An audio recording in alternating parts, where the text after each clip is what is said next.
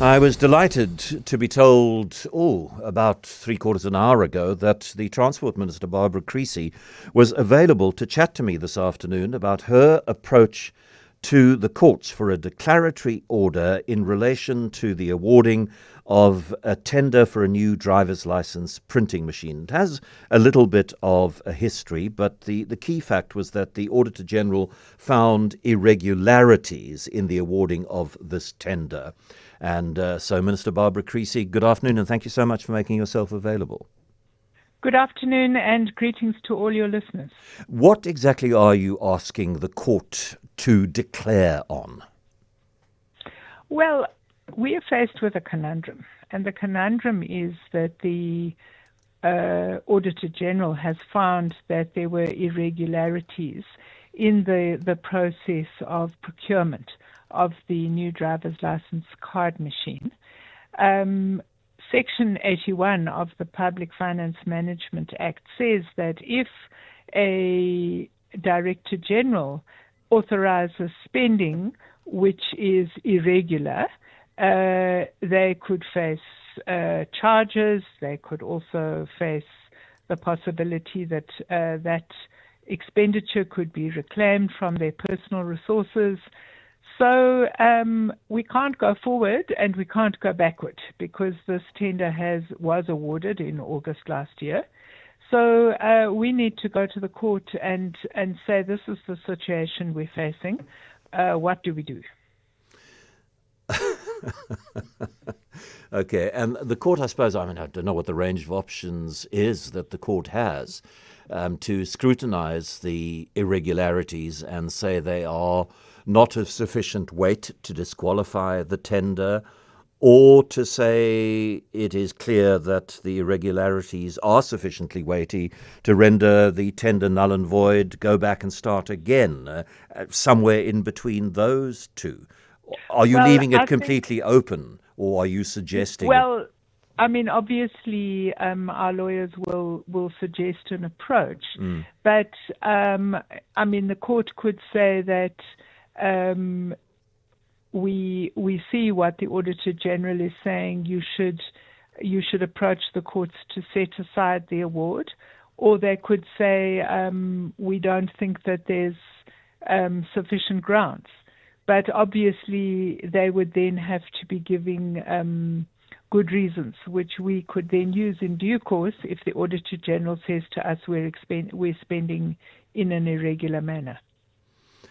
And did you ask for an urgent hearing on this? Because I don't know how urgent the need is. Well, the sort of public sense is that it is quite urgent because this machine is old and breaking down a lot. Yes, and I mean, I think we are concerned that we're having to do very inconvenient things like give people temporary licenses, and as everybody knows, this matter has been going on for quite a long period of time. So I would imagine that the advice that we are getting will also confirm that the matter has urgency. So again, we sit in the situation. A court says they're obvious. The red flags raised by the Auditor General are very obvious, very visible. I do think that you need to make a case that the tender should be struck down on the basis of the request for a declaratory order. We can't take that extra step. I don't know what the legalities of this are. And then Idemia, the French company which was awarded the tender, might challenge that, and then it goes through the appeal route, and these things all take a long time. So, I mean, potentially, at least we're asking for some kind of clarity on the way ahead, court-sanctioned clarity on the way ahead, but potentially there is a fairly lengthy period ahead in which temporary measures might continue to have to be used. Yes, and I have also asked the Acting Director General to explore temporary measures. I mean, the most obvious one is improved maintenance of the existing machine, but there could be other temporary measures. And once we have proper solutions that we can place in the public domain, I will be updating the public on that.